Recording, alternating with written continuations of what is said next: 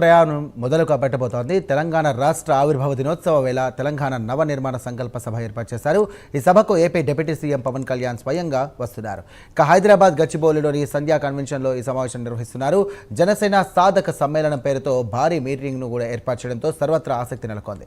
ముఖ్యంగా పవన్ కళ్యాణ్పై తెలంగాణలో విమర్శలు చేస్తున్నటువంటి వేళ జనసేన సమావేశానికి ప్రాధాన్యత ఏర్పడింది.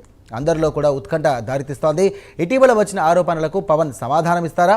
ఇక తెలంగాణలో జన సైనికులకు ఎలాంటి దిశానిర్దేశం చేస్తారు? ఈ దఫా జీహెచ్ఎంసీ ఎన్నికల్లో జనసేన పోటీ చేస్తోందా? ఇక జనసేన సభకు ముందు తెలంగాణ మంత్రులు విమర్శలు దేనికి సంకేతం?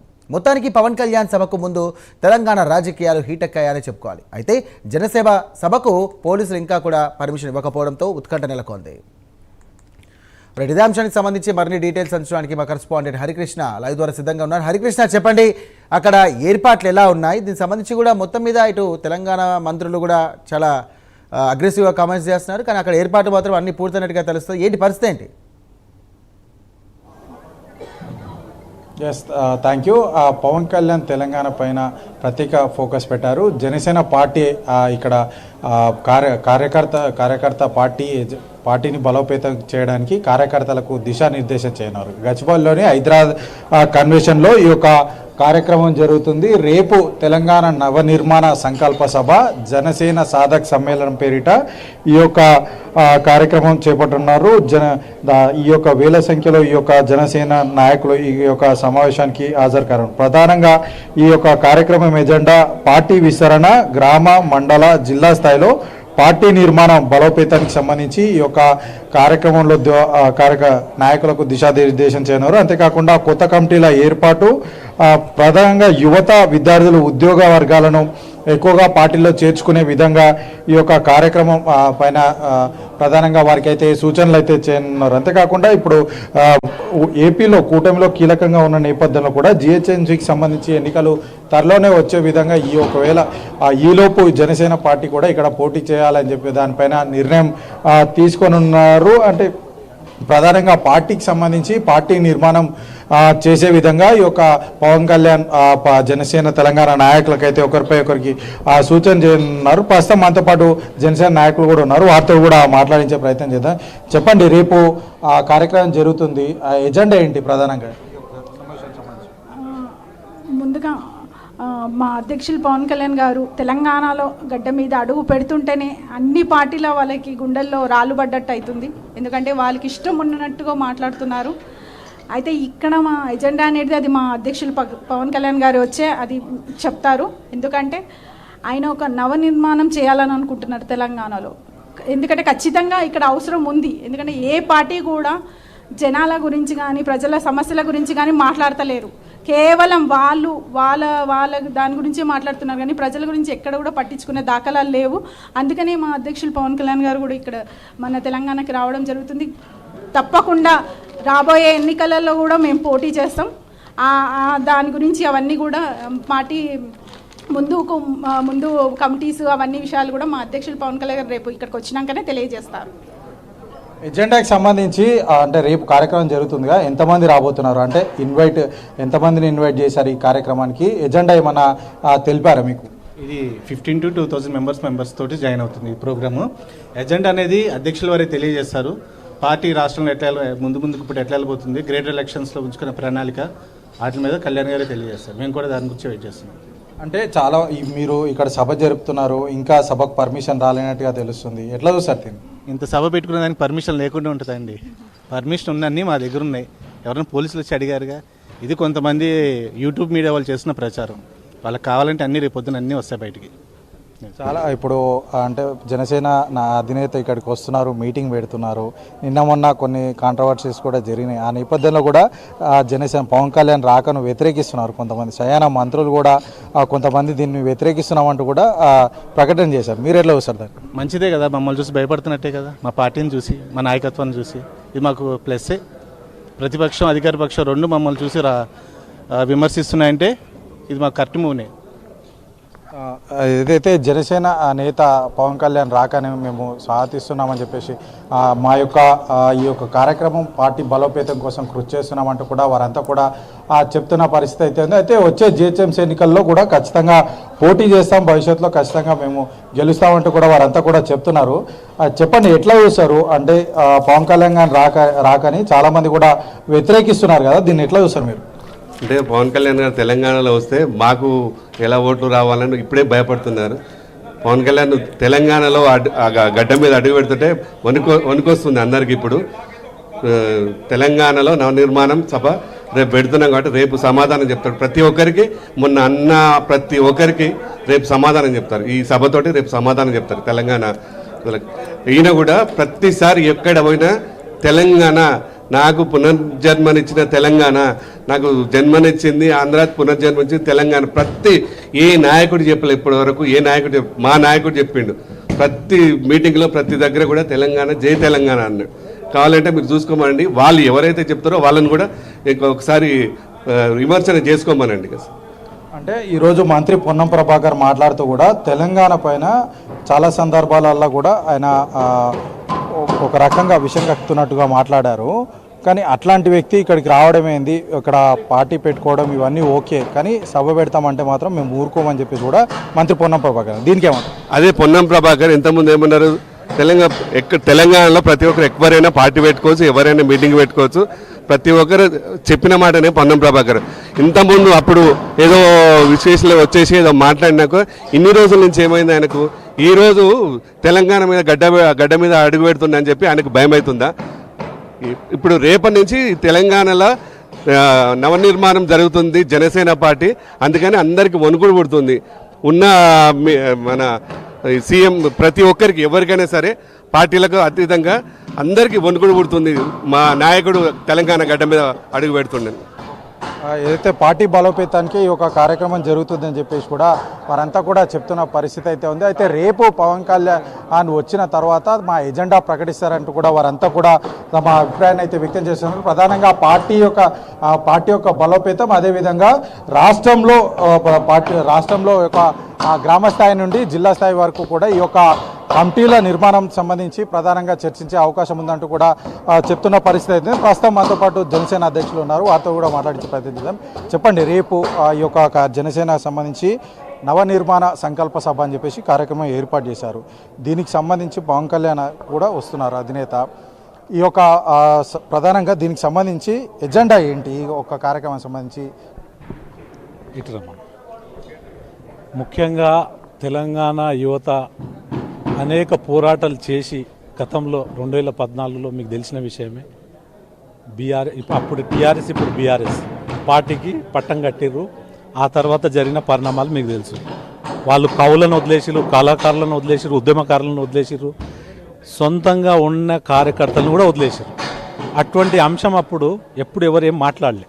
ప్రభుత్వంలో ఉన్నప్పుడు ఒక రకంగా మాట్లాడుతారు, ప్రభుత్వం వెళ్ళిపోయిన తర్వాత మళ్ళీ మేము కొత్తగా ఏదో చేస్తామంటారు. కానీ ప్రజలు ఎక్కడ కూడా నమ్మే పరిస్థితి లేదు. ఈరోజు అందరి చూపు జనసేన అధినేత శ్రీ పవన్ కళ్యాణ్ గారి వైపు. ఎందుకంటే సమాజంలో ఒక కొత్త తరం రాజకీయాలు చేయబోతున్నారు. ఎవరికి ఇబ్బందులు కాకుండా ఏదైతే తప్పులు జరుగుతున్నాయో అది తప్పు అని చెప్పే వ్యక్తి వస్తుంటే ఈరోజు ప్రతి ఒక్కరికి ఇబ్బంది అవుతుంది. ఎందుకంటే వాళ్ళు రాజకీయానికి అలవాటు పడిపోయారు. ఈయననేమో సమాజాన్ని మార్చడానికి కొత్త తరం యువతకి ఒక మంచి అవకాశాలు ఇచ్చి, ఎందుకంటే ఇక్కడ తెలంగాణ ప్రాంతం వాసులు ఇక్కడ ఉన్న వాళ్ళు ఎమ్మెల్యేలు కావద్దా, ఎంపీలు కావద్దా, సర్పంచ్లు కావద్దా, కార్పొరేటర్లు కావద్దా అంటే మీరే ఉండాలి. నేనేమంటున్నా అంటే ఆలోచించి మాట్లాడండి. మేము కూడా తెలంగాణ ప్రజానికమే, ఏం బయటికి వెళ్ళి రాలే, మేము ఇక్కడనే ఉన్నాం, ఇక్కడనే పుట్టినాము, ఇక్కడనే ఉంటాం. అంతేగాని మీరు ఇష్టం వచ్చినట్టు మీ వెనక జెండల మోయినికి మేము లేమని మీ ద్వారా తెలియజేస్తాం. తెలంగాణకు రండి, ఇక్కడ వచ్చి ఉండండి, ఇక్కడ షూటింగ్లు చేసుకోండి, ఇక్కడ సభలు పెట్టుకోండి, కానీ సెక్రటేరియట్కి వచ్చి మాత్రం పెత్తనం చేస్తే మాత్రం మేము ఊరుకోరు అంటూ కూడా కలకుంట్ల కవిత. దీనికి ఏం చెప్తారు? కవిత గారు, ఫస్ట్ మీ ఇంట్లో ఉన్న సమస్యలు తెలుసుకోండి. మీరు పార్టీ ఎందుకు పెట్టిరో ప్రజలకు చెప్పండి. మీరు ఎందుకు బయటికి వచ్చి కొత్తగా పార్టీ పెట్టిరో చెప్పండి. ఆ లావాదేవీలు ఏమున్నాయో ప్రజలకి చెప్పండి. 10 ఏళ్ళు ఎవరెవరికి ఎంత పంచకాలలో ఏమన్నా ఇబ్బంది అయిందా, ఆ తర్వాత పార్టీ పెట్టిరా అని. ఎందుకమ్మా నీకు 10 ఏళ్ళు మీరు తెలుసు, ప్రజానికం మీకు మంచి అవకాశం ఇచ్చింది, మీరు చేసిన పనులు ఏంది అది చెప్పే కదా ఈరోజు మిమ్మల్ని తిరస్కరించారు. ఆలోచించి మాట్లాడండి ఏదన్నా ఉంటే. పెత్తనం తెలంగాణ ప్రజానికం పెత్తనం చేస్తుంది. జనసేన తెలంగాణ నాయకులు రేపు రాబోయే రోజుల్లో తెలంగాణ సంబంధించిన వ్యక్తులే ఎమ్మెల్యేలు అవుతారు, ఎమ్మెల్యేలు అయి సెక్రటరియట్ కూడా వస్తారు. మీరు మాట్లాడేటప్పుడు ఆలోచించి మాట్లాడాలి, అంతేగాని మీ ఇష్టం వచ్చినట్టు గవర్నమెంట్లు ఉన్నప్పుడు ఒక మాట, గవర్నమెంట్లు మళ్ళీ మీరు ఎందుకమ్మా ఆ రోజు మీ నాన్నగారు ముఖ్యమంత్రి వర్యులు కల్వకుంట్ల చంద్రశేఖర్ గారు ఏమన్నారు, ఆంధ్ర ప్రాంతం ప్రజలకు ఒక ముళ్ళు కాలు కుచ్చుకున్న నా పనులతో పీక్తా అని చెప్పిండు. ఇప్పుడు ఏమైంది అంటే అప్పుడు ఒక మాట ఇప్పుడు ఒక మాట, రెండు రాష్ట్రాలు విడిపోయినాయి, ప్రశాంతంగా ఉన్నాము, మంచిగా ఉన్నాము, అన్నదమ్ములుగా కలిసి ఉన్నాము, డెవలప్మెంట్లో మీరు డెవలప్ అవుతుర్రు, అక్కడ ఆ ప్రాంతం డెవలప్ అవుతుంది. మీరు ఈ రకంగా మాట్లాడటం అనేది చాలా బాధాకరం. రాబోయే రోజుల్లో ప్రజలంతా చూస్తుర్రు, మీకు రాబోయే రోజుల్లో మంచి గుణపాఠం చెప్తారని మీ ద్వారా తెలియజేస్తారు. బీజేపీ తెలంగాణ మీద చాలాసార్లు కూడా విమర్శలు చేసింది, సాక్షాత్తు పార్లమెంట్లో కూడా తెలంగాణపై విషం జిమ్మింది. అట్లాంటి బీజేపీ ఎజెండాను పవన్ కళ్యాణ్ మోస్తున్నాడని చెప్పేసి కాంగ్రెస్ ఎమ్మెల్యే అంటే నేను ముమ్మాటికి ఒప్పుకోను, ఎందుకంటే ఆ రోజు సుష్మా స్వరాజ్ గారు కూడా సుష్మా స్వరాజ్ చనిపోయింది, ఆమె బలంగా సపోర్ట్ చేస్తేనే మనకు తెలంగాణ రావడం జరిగింది. అది గుర్తుపెట్టుకోవాలని, అది గుర్తుంచుకోవాలని నేను తెలియజేస్తాను. మంత్రి పొన్నం ప్రభాకర్ మాట్లాడుతూ కూడా పవన్ కళ్యాణ్ చాలా సందర్భాలలో కూడా తెలంగాణ పైన విషయం కాకిండు. తెలంగాణ వాసుల అంటే తెలంగాణ వాసుల కనీటు చూపు వల్లే తెలంగాణ కోస్తాలో మొత్తం కూడా కొబ్బరి చెట్లు ఎండిపోయినాయి. అట్లాంటి వ్యక్తి ఇప్పుడు తెలంగాణకు వచ్చి సభ పెట్టుడు ఏందని చెప్పేసి కూడా మంత్రి పొన్నం ప్రభాకర్ ఇవాళ ప్రెస్ మీట్లో పొన్నం ప్రభాకర్ గారికి ఒకటే విషయం చెప్తా నేను. ఆ రోజు చెప్పింది ఏంటంటే కోనసీమలో కొబ్బరి చెట్లకు ఎవరిదో దిష్టి తగిలింది అన్నాడు. దాన్ని కొంచెం మ్యానిపులేట్ చేసి ఈ రకంగా ప్రోపగండా చేస్తారు, కానీ దానివల్ల అయ్యేది ఏం లేదు. ఇంకో విషయం చెప్తా, మీరు కాంగ్రెస్లో ఉన్నప్పుడు 2009లో డాక్టర్ రాజశేఖర్ రెడ్డి గారు ఇక్కడ ప్రచారం అయిపోయి ఇక్కడ ఎలక్షన్స్ అయిపోయినాక కర్నూలు కడప అక్కడ పోయి తెలంగాణకు రావాలంటే మన పాస్పోర్ట్ అవసరమా అన్నాడు. మీరు దాని గురించి ఏం మాట్లాడతారు చెప్పండి పొన్నం ప్రభాకర్ గారు. మీరు కూడా ఆ రోజు అదే పార్టీలో అదే ఎమ్మెల్యేగా మీరు కూడా పోటీ చేసి ఉన్నారు కదా. మీరు మాట్లాడేటప్పుడు ఆలోచించి మాట్లాడాలి. 1 ఏళ్ళు మాకు చూపిస్తే 4 ఏళ్ళు మీకు చూపిస్తాయి. ఆలోచించి మాట్లాడండి. కాంగ్రెసే కదా విడదీసి 2 రాష్ట్రాలుగా ఏర్పాటు చేసింది. కాంగ్రెసే కదా చెప్పింది 2 రాష్ట్రాలుగా విడిపోయి మనం ఎవరిదాళ్ళు అభివృద్ధిలో ఉందాం, అన్నదమ్ములుగా కలిసి ఉందామని. మళ్ళీ ఎందుకు వస్తుంది మీకు ఆ ఒక్క బాధ? ఒకసారి ఆలోచించండి. ఇక్కడ ఉన్న వాళ్ళంతా తెలంగాణ యువతనే. రాబోయే రోజుల్లో ఎందుకు తెలంగాణ యువత ఎమ్మెల్యేలు కావద్దు, తెలంగాణ యువతకు మంచి ఉద్యోగాలు రావద్దు, తెలంగాణ యువతకు మంచి పొజిషన్లో ఉంటే మీరు ఓర్వలేని పరిస్థితి ఉంది. మీకు అర్థం చేసుకోవాలి. ఒక వ్యక్తి ఇవాళ రాజ్యాంగం కల్పించిన హక్కుల ప్రకారంగానే మేము ముందుకు వెళ్తున్నాము, ఇదే రకంగా ముందుకు వెళ్తాము. అవసరమైతే రేపు మన మహారాష్ట్రలో కూడా ఆయన ప్రచారం చేయడం జరిగింది. పక్కకున్న మహారాష్ట్రలో, కర్ణాటకలో ప్రచారం చేయడం జరిగింది. అప్పుడు లేని ఇబ్బందులు ఇప్పుడు ఎందుకు వస్తున్నాయి? కాంగ్రెస్ పార్టీ మొత్తం దేశమంతా లేదా? ఒకసారి ఆలోచించాలి. మీరు రాజ్యాంగం ఒకసారి చదవండి, లేకపోతే తెలుసుకోండి మీరు మాట్లాడేటప్పుడు ప్లీజ్. పవన్ కళ్యాణ్ రాకని మేము వ్యతిరేకిస్తున్నాం, పవన్ కళ్యాణ్ మీటింగ్ పెడితే అడ్డుకుంటామని చెప్పేసి కూడా కొంతమంది చెప్తున్నారు. దీనికి అది అడ్డుకున్నాడు అవన్నీ అది కరెక్ట్ కాదు. ఎందుకంటే ఆయన ఎన్నోసార్లు వచ్చిండు, ఎన్నో మీటింగ్లు పెట్టింది. కొండగట్టు ఆంజనేయ స్వామి దగ్గరికి 3 సార్లు 4 సార్లు పోవడం జరిగింది. అవన్నీ మీరు గుర్తుపెట్టుకోవాలి. కొత్తగా వచ్చి ఇక్కడ కొత్తగా ఏం రాలే. పార్టీ కూడా 2014 ఇక్కడనే పెట్టిండు, అది గుర్తుపెట్టుకోవాలని నేను మీ ద్వారా తెలియజేస్తున్నాను. రేపు ప్రధానంగా రేపు జరుగుతున్న సభకు సంబంధించి ఎజెండా ఏముండబోతుంది, ఎంతమంది హాజరుగానున్నారు సభకు? రేపు జరగబోయే సభ ఏదైతే ఉందో సాధకులు మాకు మొన్న మెంబర్షిప్ అనేది చాలా పెద్ద ఎత్తున జరిగింది. వాళ్ళందరినీ కలవాలని గత 2 నెలలుగా మేము ప్రయత్నం చేస్తున్నాం. అందులో భాగంగా మాకు ఈ రేపటి రోజు మాకు కుదిరింది. సో దాని ప్రకారంగా ఏంటంటే సాధకులతో ఒకసారి ముఖాముఖి, అదేవిధంగా తెలంగాణ ప్రాంతంలో ఎక్కడెక్కడ ఏమేమి ఇబ్బందులు ఉన్నాయో అవన్నీ ప్రభుత్వం దృష్టికి తీసుకెళ్ళండి అని ఒక దిశ నిర్మాణంలో భాగంగా మేము ముందుకెళ్తున్నాం. ఆయన మాకు దిశ రేపు తెలియజేస్తాం. అంటే కమిటీలకు సంబంధించి ఇప్పటివరకు తెలంగాణలో ఫుల్ ఫ్లెడ్జ్ కమిటీలు అనేవి లేవు. సో దానికి సంబంధించి ఏమైనా చర్చ జరగబోతుంది? 100% లేవు. మేము రాబోయే రోజుల్లో బలమైన కమిటీలతోటి మేము ప్రజల్లోకి వెళ్తామని మీ ద్వారా తెలియజేస్తాం. అంటే ఇప్పటి వరకు ఎట్లా ఉంది? అంటే గ్రౌండ్ లెవెల్లో కూడా మీరు ప్రతి జనసేన సైనికులు మొత్తం కూడా కలవడానికి గ్రౌండ్ లెవెల్లోకి వెళ్ళారు కదా, ఎట్లా ఉంది గ్రౌండ్లో మొత్తం? గ్రౌండ్లో ఎక్కడ పోయినా కానీ 10 ఏళ్లలో సాధించింది ఏం లేదు. ఉద్యమకారులు ఎక్కడ వాళ్ళు అక్కడనే ఉండరు, వాళ్ళ ఇబ్బందులలోనే ఉండరు. వాళ్ళు కొంతమంది అయితే ప్రాణత్యాగాలు చేసారు ఈ రాష్ట్రం గురించి. కానీ వాళ్ళ కుటుంబాలు ఏ రకంగా ఉన్నాయో మనం గమనించాలి ఈరోజు. సో అవన్నీ విషయాలు ఎక్కడ మాట్లాడుతాడో అవన్నీ వాళ్ళకి ఇబ్బందులు అయితే అని ఈరోజు జనసేన అధినేత శ్రీ పవన్ కళ్యాణ్ గారిని రానియం మేము ఇవన్నీ మాట్లాడుతున్నారు. నేను ఏమంటా అంటే ఇక్కడ పోటీ చేసేది తెలంగాణ ప్రాంత వాసులే, ఇక్కడ రేపు ఎమ్మెల్యేలు అయ్యేది తెలంగాణ ప్రాంత వాసులే అని మీరు ఒక్కసారి ఆలోచించుకుంటే అటువంటి మాటలు మాట్లాడరని మీ ద్వారా తెలియజేస్తుంది. రేపు వచ్చే అంటే ప్రధానంగా జిహెచ్ఎంసీ ఎన్నికలను టార్గెట్ చేసుకుని ఈ యొక్క సభ నిర్వహిస్తున్నట్టు కూడా చర్చ. కొత్తగా ఏముంది? మేము 2019లో పోటీ చేసినాం, 2023లో పోటీ చేసినాం. మొన్న కార్పొరేషన్ మున్సిపల్ దాంట్లో పోటీ చేయడం జరిగింది, సర్పంచ్లలో పోటీ చేయడం జరిగింది. కొత్తగా పోటీ చేయడం ఏముంది, నిరంతరం మా ప్రయత్నం మేము చేస్తున్నాము. అందులో భాగంగా రేపు జిహెచ్ఎంసీ ఎలక్షన్స్ వస్తే ఇంకా గట్టిగా మేము పోటీ చేస్తాం, గట్టిగా పోటీ ఇస్తామని మీ ద్వారా తెలియజేస్తాం. ఇట్లా అంటే రేపు ఎంతమంది రాబోతున్నారు, ఈ సభకు సంబంధించి పర్మిషన్ వచ్చిందా ఏంటి? అంటే జన సైనికులు చాలా వరకు కూడా సభకు రావాలని చెప్పేసి అనుకుంటున్నారు, కానీ పర్మిషన్ వచ్చిందా లేదా అనే దానిపైన కొంత సందిగ్ధత ఉంది. Permission process already legal team చూస్తుంది. 100% వస్తుంది. ఎందుకంటే 3 రోజుల కింద మేము పర్మిషన్ పెట్టుకోవడం జరిగింది. అందులో ఇది పర్మిషన్ కాదు, ఇంటిమేషన్ ఇస్తాం మేము. ఒక హాల్లో జరుగుతుంది, బహిరంగ సభ కాదు ఇది.